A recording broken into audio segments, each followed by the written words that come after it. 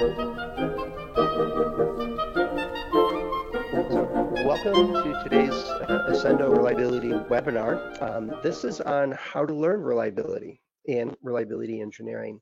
And it's at the heart of many of the questions I get. And by the way, I get questions almost every day. What's a good resource? Is this a good approach? Have you seen this? What do you recommend? Where do I find? And all kinds of variations of questions like that. And so it's, let's see, I've got a, hopefully it's not a problem. All right, thanks, Long-Term. Everything seems to be going well. All right, I'm always wondering, especially with a new system, I'm sure I'm going to learn the hard way a couple of things here. As always, it's a learning process.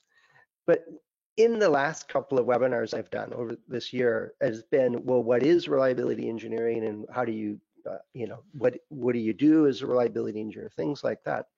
But we focus on this topic as a profession, as an engineering discipline of what we do in support of other programs or as a part of our day-to-day work, because we want things to work, to last, to survive and perform as they're expected to perform over time. And so we tend to focus on reliability because, for a myriad of reasons, but for many of us, it's because we are asked to, or we chose to, right? We find it interesting to specialize on something that makes things work over time.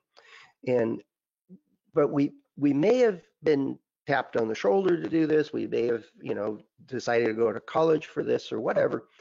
But what we're doing is at the heart of, in the way I summarize it, is to influence decisions so that we achieve a durable, robust product that functions as expected over time, or in and along that approach. Reliability engineering is, according to some people, a subdiscipline of system reliability. Some consider it a part of quality. Some consider it part of mechanical engineering, electrical engineering, software engineering, site maintenance, maintenance engineering, operations. It is a part of almost, well, I would say every engineering discipline. Is the decisions we make, from picking materials to how they go together to how we support them and maintain them, all have the goal of making something function as expected over time. And that's all reliability engineering.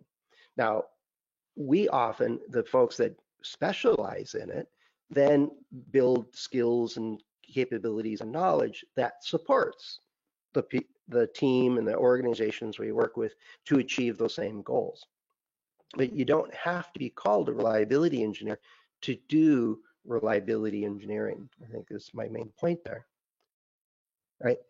But how do you start, right? So that's what I wanted to talk about today. Is I was in my office, I was doing some research on a project to improve an extruder process that was in the factory I was working on. I was a manufacturing engineer, and I was doing some research projects of how to measure some aspect in an ongoing basis rather than the destructive test we were using. And my boss walked in, the director of engineering, and he said, "Fred, I want you to figure out how long this thing will last." It was a new product that was under development, and a critical question from a major customer was, will it last 20 years? And I looked at him and like, well, okay, what do I do with that question? He says, well, you're a smart guy, go figure it out. And so from that point on, I was technically had started my career as a reliability engineer and eventually a consultant in the area.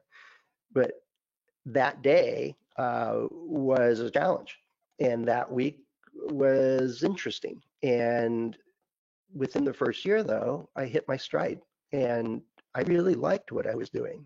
I also liked the challenge that I was facing. So that first day, I didn't have Google. It was prior to Google. So you can either use the chat over on, and I'll send the link out again. Hopefully you can see it. for a Padlet, which is a tool I'd like to use for chat. And so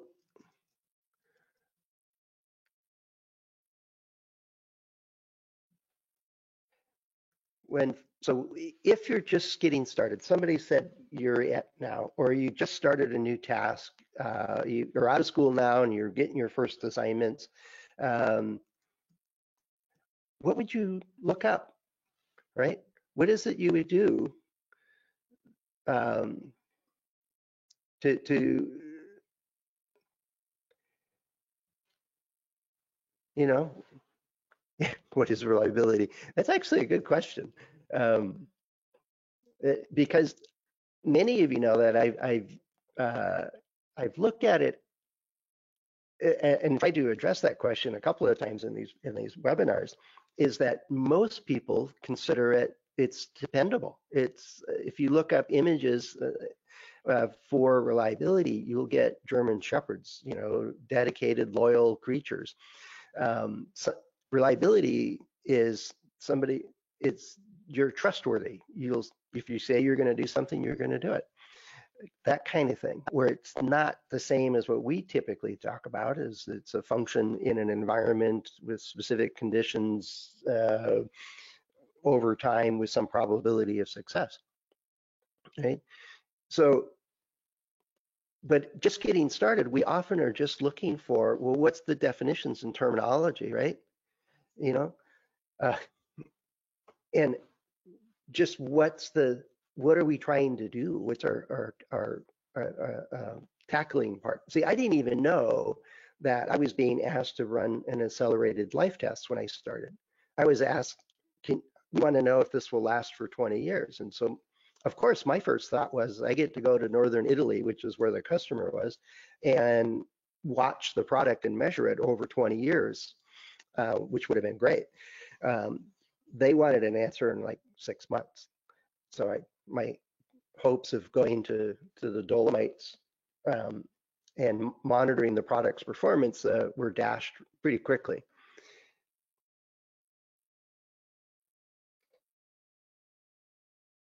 All right. So day one, like I mentioned, is I ended up with lots of questions, right? So I asked for what am I trying to do? And do you have any idea how to do that? And I didn't get much of an answer on that. It was no, you go figure it out. Um, we had been doing a number of different things that were standard tests. We put them in chambers with some heat, and we would measure their performance. And we knew that it was a degradation process, that our product would slowly lose its ability to perform. Think of like a fluorescent light slowly loses its ability to illuminate. And so it fades. LEDs do this too, is they fade over time, although quite slowly. And so the idea was is the test that we currently do, is it suitable for this product, which is really new? And so I ended up with another research project in a way to validate our ongoing standard tests and did it apply to this new formulation that we're using. I also asked simple things like, well, who needs this result? And my boss said, I do. And ultimately the customer does. All right. Well, how did the customer ask for this? What specifically were they looking for? What criteria or what justification do they need? Because we could just say it's going to last 20 years, trust us. And if that's good enough, we can save a lot of money and time. And he said, no, they want test results. They want evidence, scientific evidence that this will work. And I says, oh, okay. Well, what do we already know? And he says, well, we know it should be similar to our existing products, yet we're not sure. And so I started thinking, well, I could do a comparison test for products that we've tested in the past and we knew how well they performed, and put this new product next to it, and it's at an elevated temperature, and see how it does.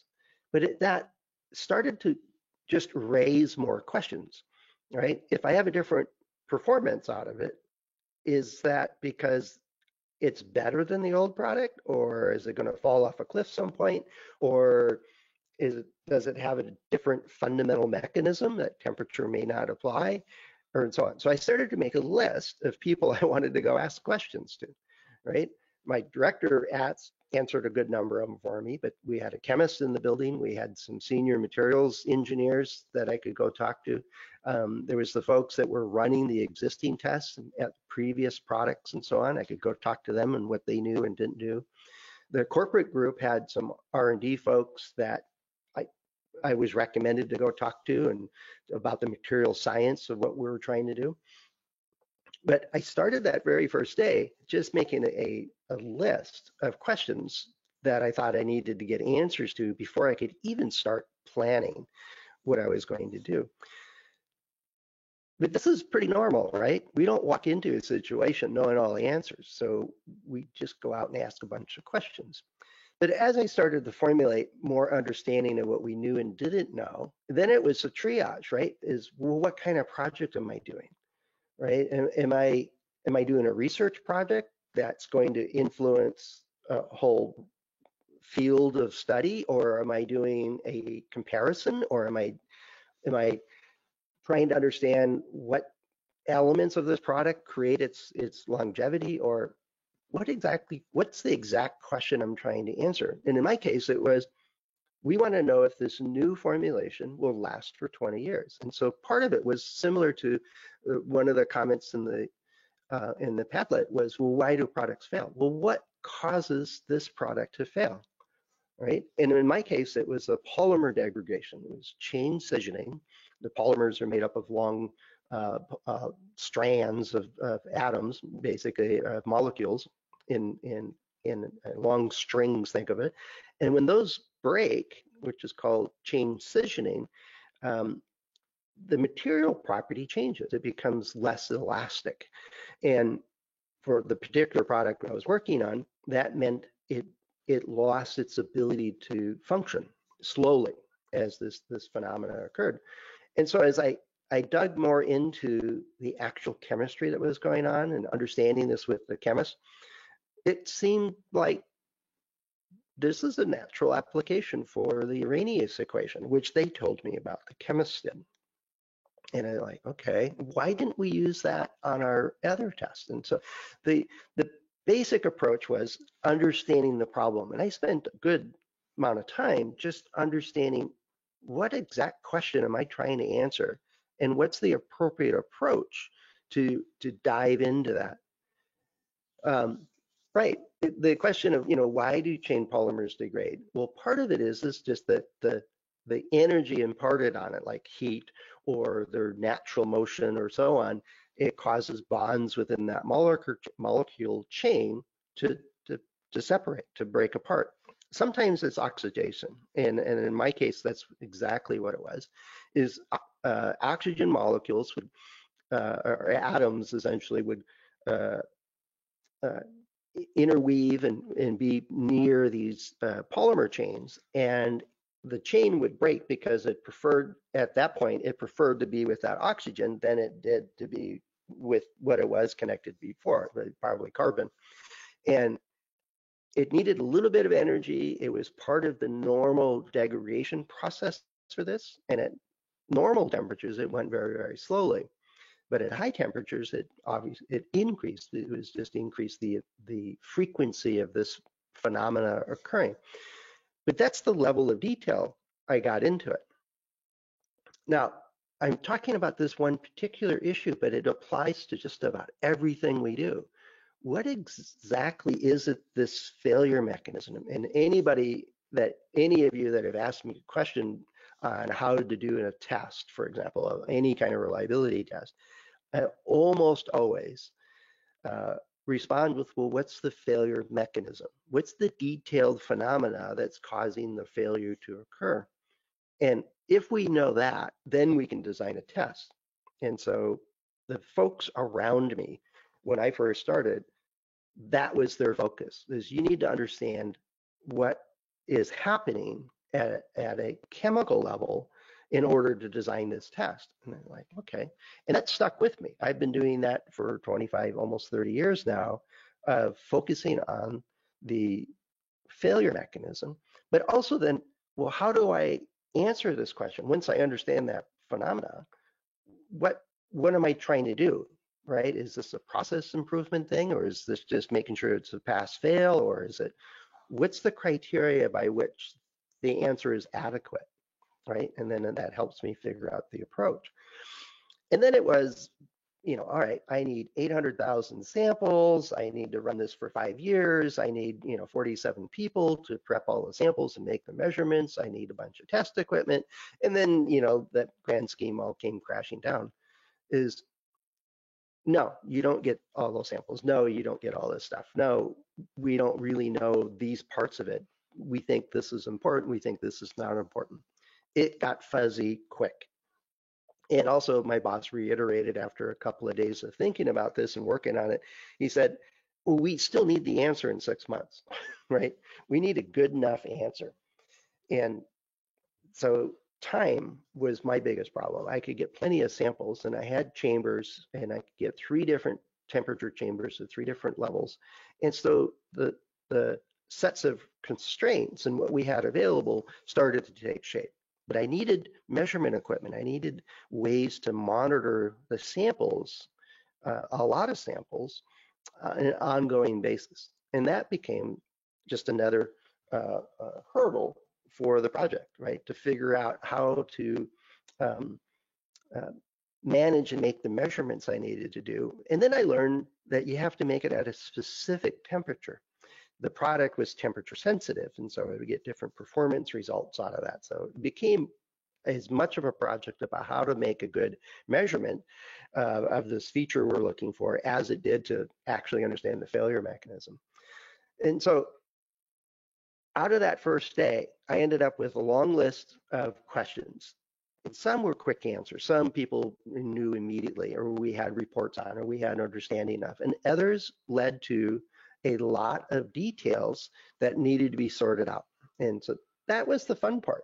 I thoroughly enjoyed understanding that edge between what we know and don't know.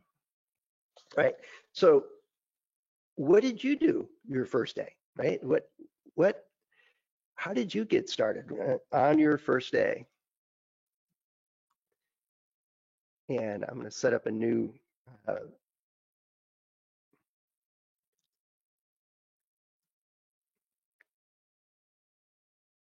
I'm still not sure how to send on this thing.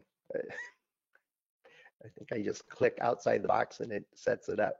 I mean, a couple of questions came in. All right, function, good. Having episodes of static during the webinar. Okay, sorry about that, Rule. I know that this system is pretty bandwidth limited, so you got to be very careful if there's other things going on. But if other people are getting a lot of static, maybe it's my microphone, and I'll have to do something about that.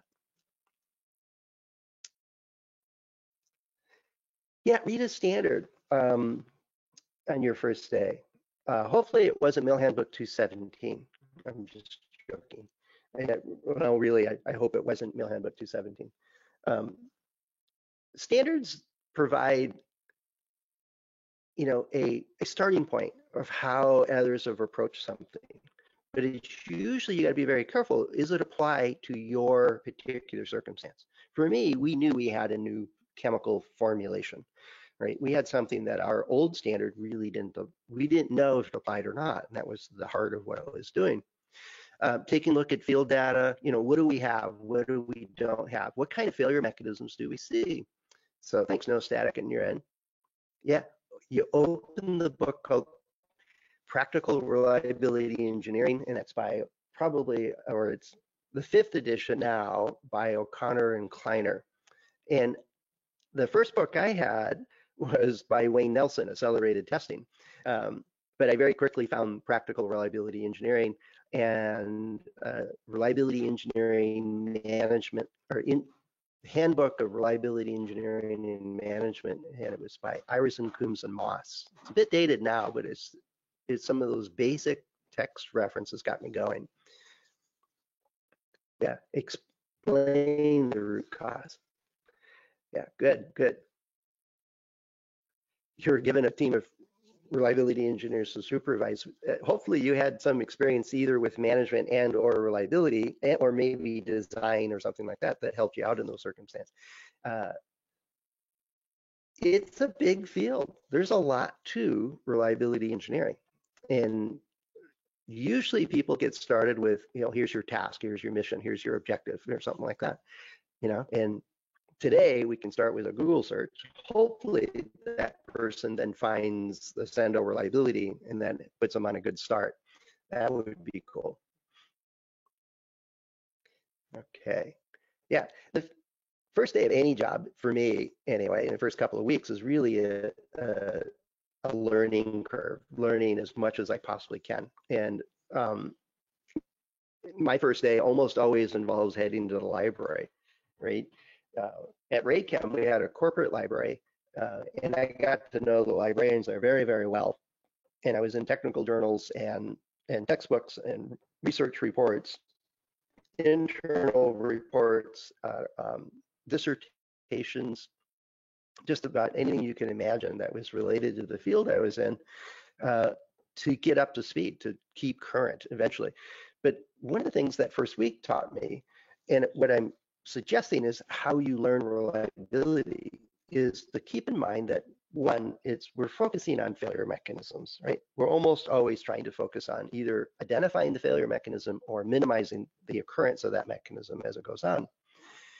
But what we're really doing is influencing decisions, right? This customer that I mentioned before, Northern Italy, they wanted to know if this product would work for 20 years, buried in concrete. And this was used to melt ice and snow from bridges in the mountains. And they didn't want to tear up a bridge every 5 years to replace this stuff. So they wanted to make sure it lasted at least long enough to be useful. And so they had a decision to make to whether to invest in this technology or not. And they wanted some evidence that the product would function as expected over 20 years. So my piece of it was only one part of it. There was still price. There was still the functionality of the product. Does it actually do what it's supposed to do? There were sensors used to detect temperature and precipitation so they would turn on. There was, how are they going to power this thing? How much power consumption was used? And a bevy of other elements of this purchase decision, of which the work I was doing was one part of it, but it needed to fit in with all of those decisions. And so the idea of later in my career working with the electronics circuit board design teams, they were making decisions of which component to use, which derating level to apply, which where to place them on the boards close to, say, tie downs or screws or other components that had a lot of heat, for example, whether or not to use a heat sink. Those decisions affect the reliability of the product. And so a lot of my work later became influencing those decisions. Right? So your work that you're doing as a reliability engineer or a manager of a reliability engineer,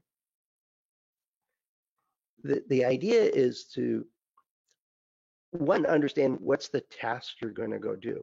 Now, I'm not saying this presentation is really not about how do I learn accelerated life testing or FMEAs or whatever. It's the same basic process, right? It's, well, what's the task? What are the steps? What's the terms and definitions? But more importantly, in order for you to learn it effectively, it has to be who needs this? What's the output that's required? What's the decision that they need to make and when, right? And our ability to learn has to keep pace with people making decisions so that we can influence those decisions, right? Sometimes just asking the right question, and it might be a naive question that you're just thinking, well, how does this fail? Like in an FMEA, well, how could this fail if it's used XYZ type of way? That could be pivotal to helping somebody decide how to build that product or design it or to maintain it. The idea is that what we're doing and our process of learning uh, about failure mechanisms, about techniques and tools and so on, is all in service to somebody's going to have to make a decision. And is it ready to ship or not? Or is it appropriate? Is it going to last long enough?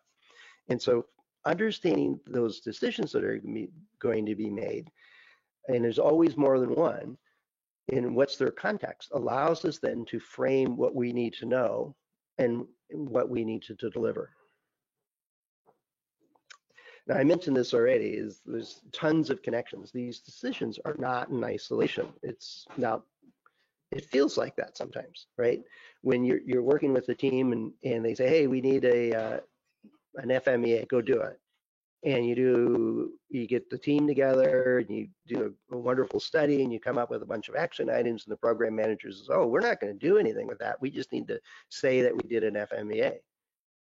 Well, you understand, if you're attending one of these seminars or webinars, is that, well, unless you do something with the results of your FMEA, you're not really doing, air quotes here, FMEA. You're just checking a box.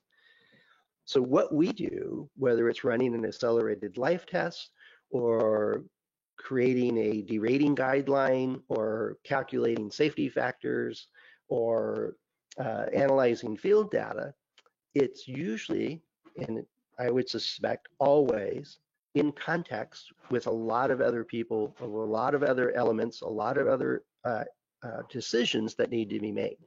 And so we're getting information to feed into the FMEA. We're bringing experience with us and so on.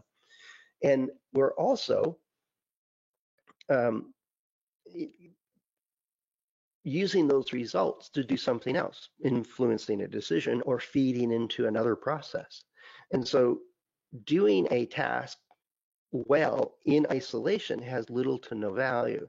Doing it with the ability to be connected to the rest of our program and organization can add a lot of value, plus allow us to be successful in executing that thing.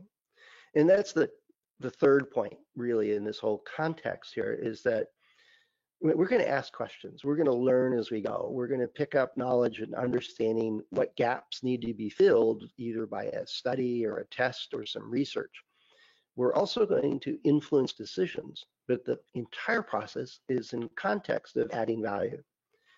And so when I look back on that initial accelerated life test, this was a multi-million-dollar deal in a purchase of our product that would keep our factory going for many years, and for this brand new product line, and it was our first major customer. And if they, along with all the other elements, price and delivery and functionality and all these other pieces were going well, it turned out that this accelerated life test was a pivotal piece of information they needed in order to say, yes, we'll buy that product. And so at the end of the program, I wrote up my report, and it was 3 different temperature levels showing the different degrees of degradation. And we're able to then extrapolate back to the use temperatures, and we ended up with a very low probability of failure at 20 years. And here's the statistical evidence of that part of it. And it was a simple, nice report. I probably would have written it even better nowadays, looking back on it. It was my first one. And the general manager, it was my boss's boss, came over and thanked me for making that sale happen. Apparently he thought that handshake was very valuable because I didn't get a bonus or anything with it, but I did get a whole bunch more assignments that built on that ability to do accelerated life testing and to do reliability type work. But it added that pivotal piece of information that allowed them to go through with that sale. So it was worth quite a bit. And that got me hooked on that. If I'm going to do something, it's got to be useful, right? It's got to add value to the person I'm talking to, or the organization, or to the sale, or to the customer, or all of those if possible. Now, what I do when I add value is you got to think about it a little bit, is right. If I'm going to propose something, what's for me, it was easy, right? If this accelerated test shows that we have a low probability of failure at 20 years, the customer is likely to make the purchase. It's going to influence that. If we say it's not going to last for 20 years, it's unlikely they're going to buy the product, right? So I could calculate, you know, based on these results, there's this multi-million-dollar decision going to be made. Now, we don't always have it that clear, but it does take some work, and I've talked about it many times, is how do you determine the value of what you're doing? But think it through as what, if you're going to propose a test, what value will it add? What's the likelihood that it'll be useful? What's it going to influence? What decision is going to make an impact on that decision? And then the other side of that is if it doesn't add value, if there's more useful things you could be doing, well, then don't do it. If you're going to run a test because we always run the test and nobody's going to look at the results, well, then why are you doing it, right? So part of our learning process and reliability is to focus on those decisions, the ones that add the most value, to prioritize that. Okay, so let's say you're now in a position where you want to advise somebody that's just starting out. What would you tell them to do? Now, I'm a little biased. I would tell them to go do Accendo Reliability, but that's just me. What would you say? Let's see if I can start a new.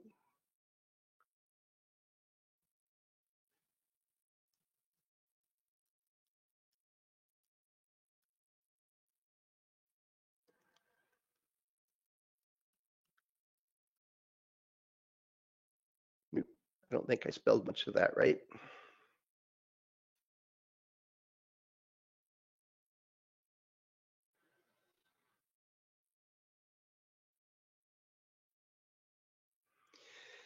All right, I got a question. Good question. How do you choose the right tools?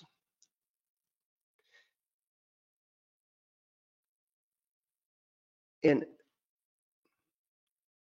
yeah, find a good mentor. Yeah, my director of reliability was actually that mentor for me, and then followed quickly by a chemist that was in the chem lab. That those between the two of them, I got a deep understanding of the failure mechanism plus the context of how this decision was framed and why it was important. Definitely. Now, to and it when I answered that question, it went away. So there should be a way I can see it again.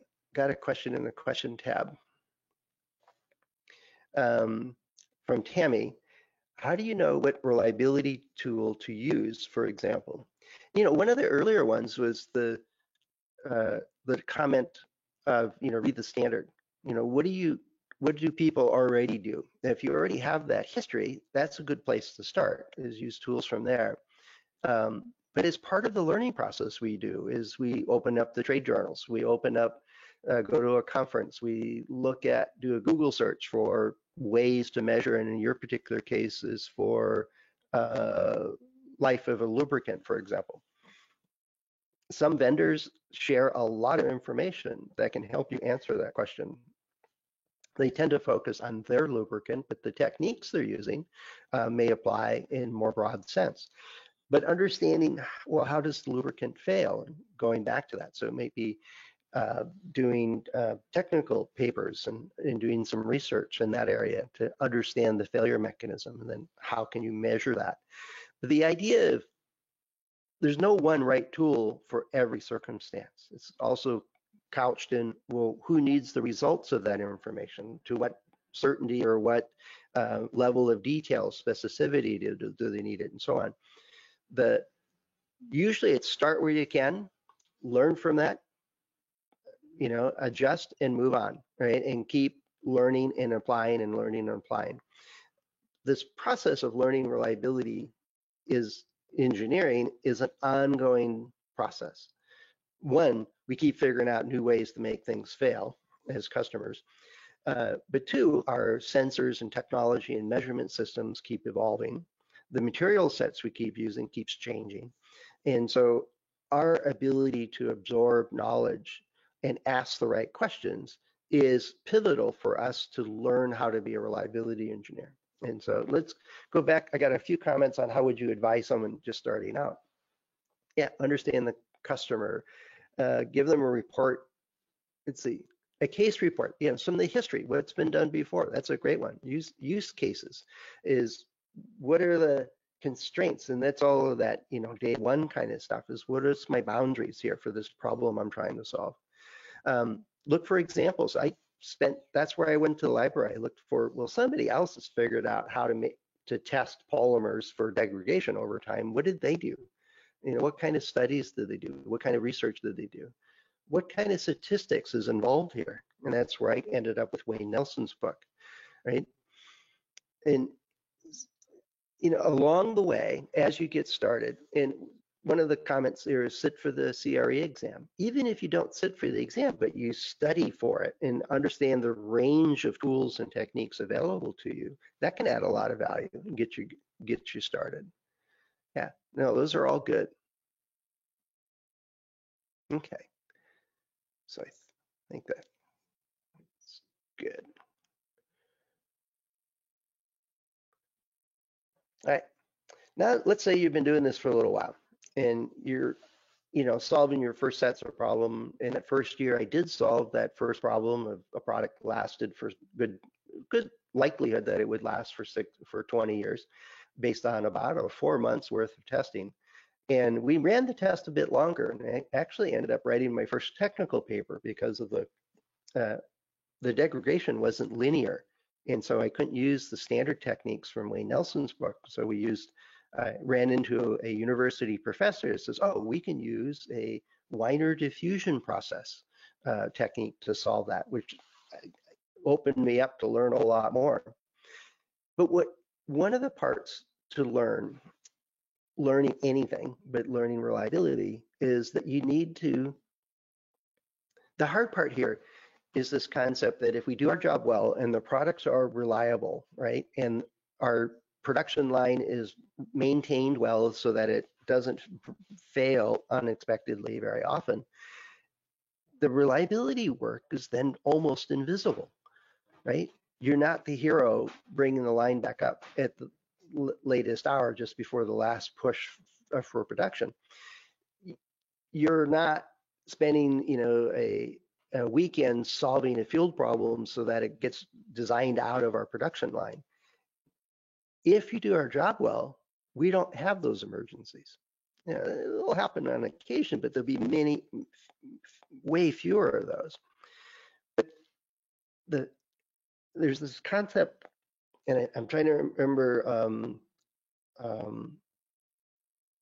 Gladwell. I don't remember whether that's Malcolm Gladwell. One of the comments he talked about in a study was that if you want to learn something, you have to do it deliberately. And by that, what he means is that if you're trying to learn how to swim, for example, in my case, I was trying to learn how to do an accelerated test, is as I put the plan together, I ran the logic through the other engineers in our group. And if I could explain it in a way that it made sense to them and they could follow the logic and that it all made it passed the sniff test, is the way my boss would call it. I was getting feedback that I was on the right track, right? But it was like a design review. They asked questions of, well, what happens here? What if this doesn't work out? How do you get these results? What are you measuring? How does that translate? And so on. But in general, was that the appropriate type of approach to use? So as the program progressed, I started going, is there better ways? Is there another way to do it? And same as like Tammy's question is also looking at, well, what are the options available and what set of constraints do I have that get started, and what's the benefit for the next one, the next technique or a different technique? What's the criteria? Is it time to get results, or is it precision of the results, or what's important? And as you accomplish or plan for or accomplish tasks, well, was that the right thing to do? Was that the right technique to use? Did it achieve the benefits that we were hoping for it to achieve? Did it influence the decisions that we thought it would influence? So with reliability, it's not, you can't just look at product sales, right? Which is what marketing would say, hey, our marketing plan was successful. We understood the customer and they bought our products as many as we thought they would. And they get feedback pretty directly. Now, there's plenty of other forces at play on product sales. Part of it is reliability, right? So how do we quantify the contribution we're making in a meaningful way? Now, there's no one right answer to this, and it goes back to tracking value and understanding the value of what we're doing. But as you do that understanding the value of what you did, that's one way to get feedback, is go ask people, did this report help you? So it was pretty clear in my example I've been using that that customer saw the report and along with all the other criteria went ahead and made the purchase. So I got good feedback on that. That was great. But I started immediately asking, could I have done it better? Could I have done it more efficiently? Could I have learned more? Was it at the right level of detail? There was a lot of comments about my grammar in my report, especially the first couple of drafts of it. But we need to understand what went well and what didn't go so well, and then why. And that then is the springboard to make improvements, obviously. Okay, let's see. I got a question in the question tab. Let me take a look at that. Yeah, for example, is Michael saying if they're not experienced with FMEA, take a look at a couple of reports. I would suggest that they sit in on a study or participate in a study that's being conducted by a good facilitator, so they get a good sense of the dynamics of it too. Reading the report's one piece, but I think so much happens at the table that's a great place to see what's going on. At that first year is that now or in and about your first year as a reliability engineer, as you're learning stuff, is you're looking at specific tasks, like I was looking at accelerated testing, is, well, how do I build this accelerated testing knowledge and models and systems we're using into our product design team? How do we use that to influence the design of the next product? How do we identify when we've strayed too far away from the formulas and the constructions that we already know? How do we trigger conducting another study? How do we build this into our marketing? How do we help people understand that these products do last, and here's how we know? Is that useful to share with our customers or not? Go talk to marketing. Talk to finance. What element of this is making a difference on the cost of purchase, or the cost of acquiring a next customer? I started looking at, along with the help of the director of engineering, is what do I need to do a better job of shortening the testing that we're doing so that we get more accurate results? It's kind of the both things we wanted. But also then what are the capital equipment we need? What is the infrastructure we need to build it into marketing, into sales engineers, lexicon, build it into our websites, which at that point we didn't even have yet.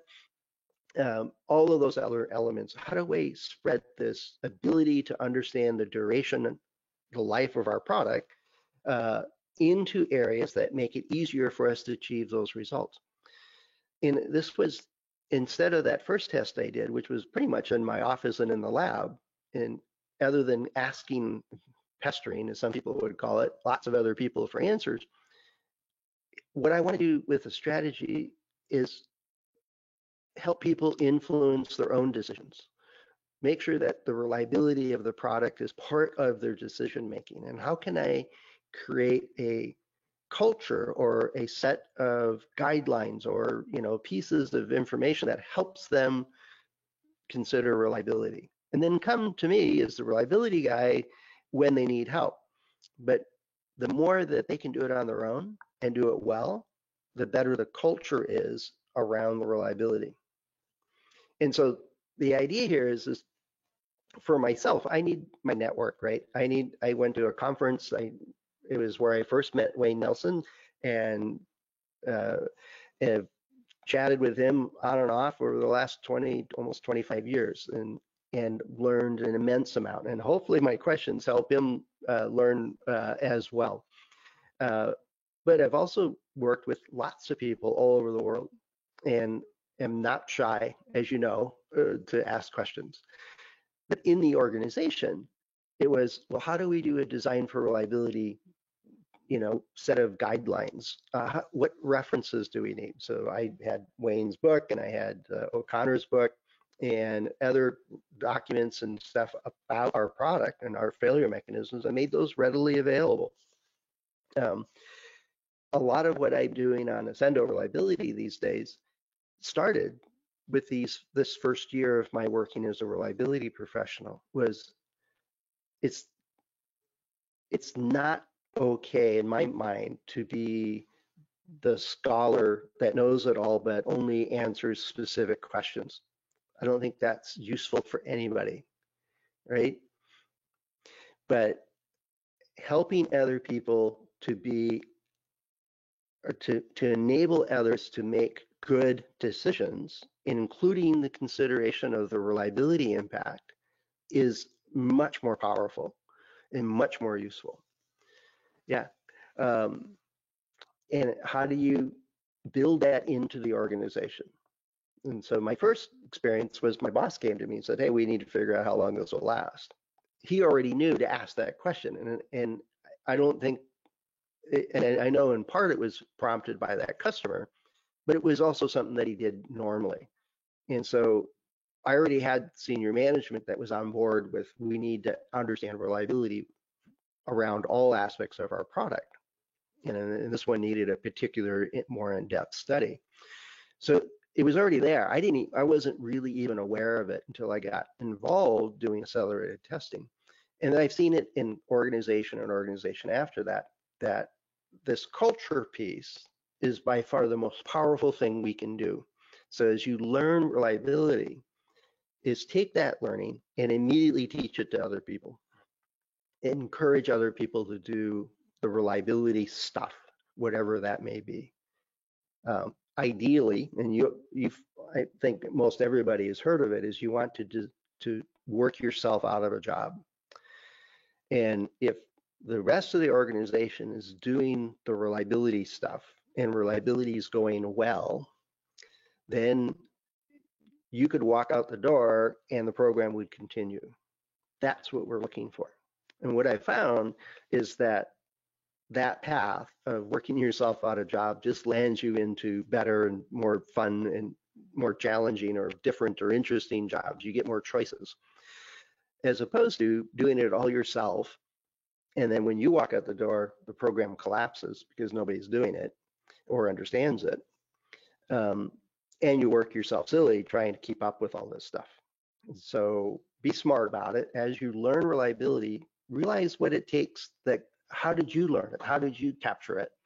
This knowledge, whether it's FMEAs or accelerated testing or whatever the task is, and help other people understand its connections and context and how it fits with everything else, so that they can learn it and apply it and use it. So speaking of tools, what tools did you use? Let me see if there's any questions here. And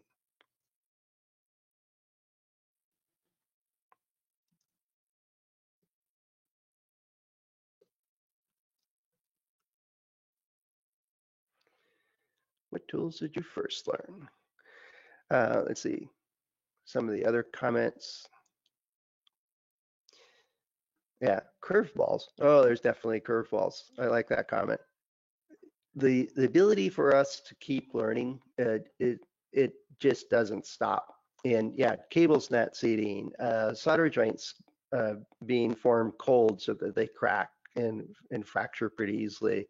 A supplier using a different batch of raw material than they normally do, and it performs completely differently, and on and on and on.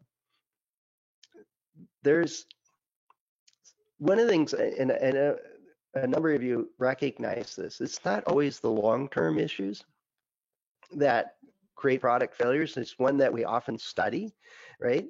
but it's those, what happens when we don't make it right? What happens when the supply chain changes something? What happens when the vendor says, oh, we didn't tell you about that because we didn't think it mattered, and it did.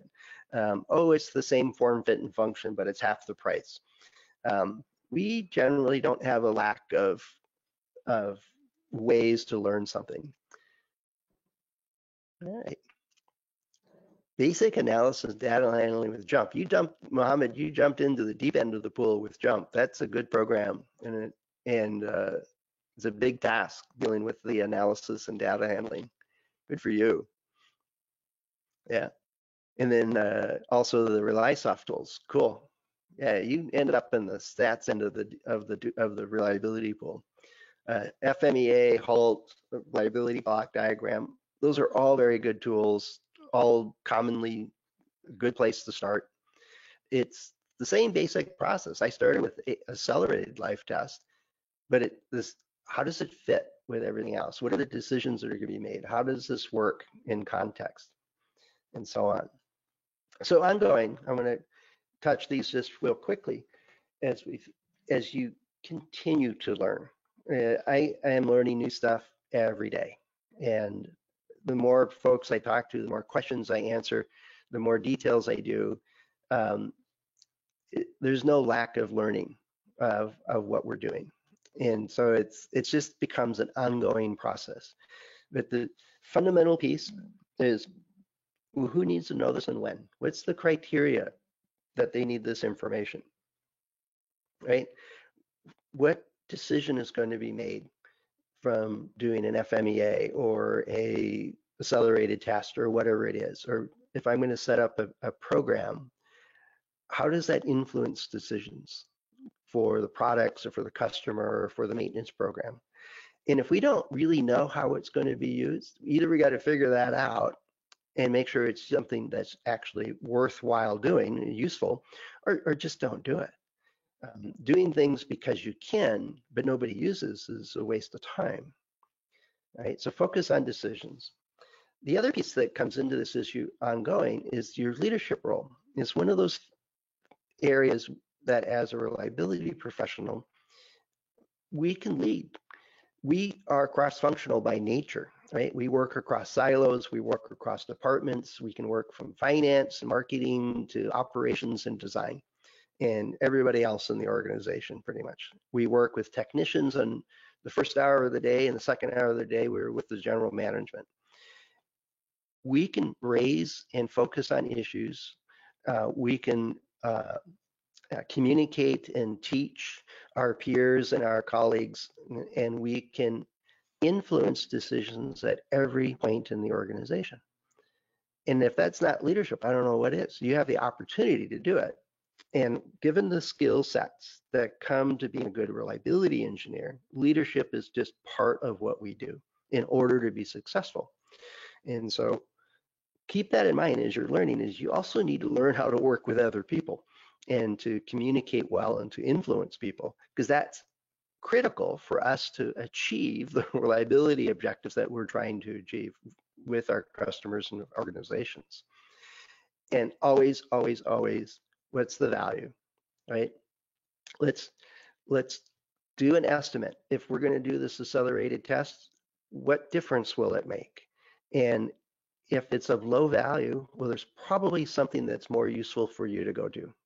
If it's of high value, then let's get the resources and make it happen, right? Let's get the books and the tools and the techniques and the expertise we need to be successful at it.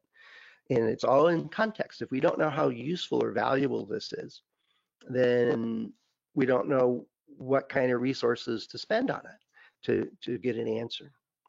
And so understanding that for the big and small things we do will help you frame the solutions that you need to provide. And that's a key piece of it. All right. So last question for you. What's more important, the answers or the questions? Let's see if I can. I also have a question about, is this Padlet thing, I don't know how many people are on it or using it. It seems as if some folks are on it.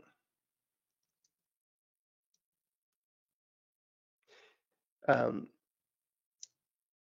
but I know it's a little more functional than the questions tab, but it's a feature I like having available. So what's more important in our careers and as we learn liabilities, the answers or the questions?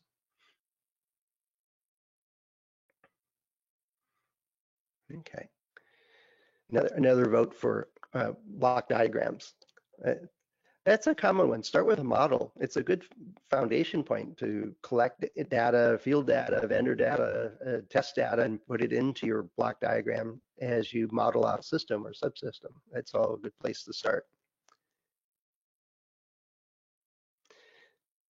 Yeah, I'm seeing a couple of responses for questions. It's I don't think there is a right answer here because every time I get an answer, it usually leads to more questions. It's this process of being willing to ask questions and look for the answers. And as you get answers, it's then helps you frame better questions, right? And as you understand more failure mechanisms, and somebody says, "Hey, what do you think of this design?" You can ask some questions that narrow it down to, well, these two failure mechanisms may be a problem. How do we guarding against that, for example? And you immediately take your knowledge of previously answered questions and you ask a new question. And you ask a deeper question, you ask a more nuanced question. Um, yeah, and I agree with you, Max, that it's an iterative process of understanding the more. It's one of those things you can learn everything there is about something, and then pretty soon you know nothing.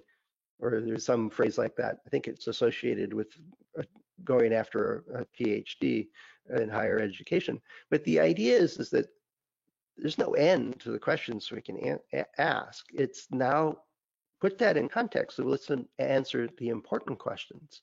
And well, how do you determine that? And the cycle just repeats and keeps on going. So as we're learning, we're asking questions and we're finding answers. And then from those answers, we generally have more questions. And so it goes. All right. So that'll wrap up for today. And I did hit record. Um, Let me know if this Padlet feature is useful or not for those that were using it. I have no idea of how many people are on it or not. I'll see if I can figure it out at some point. The questions tab, I'll keep it open. If there's anybody that has any questions or comments in the Padlet, I'll leave that open. But I want to thank everybody for being interested in learning reliability engineering. And hopefully I'm sure you know about Accendo Reliability and all the various tools and tutorials and webinars and podcasts, all the stuff that's there, all with the intent to help you learn reliability tools and techniques and strategies and so on.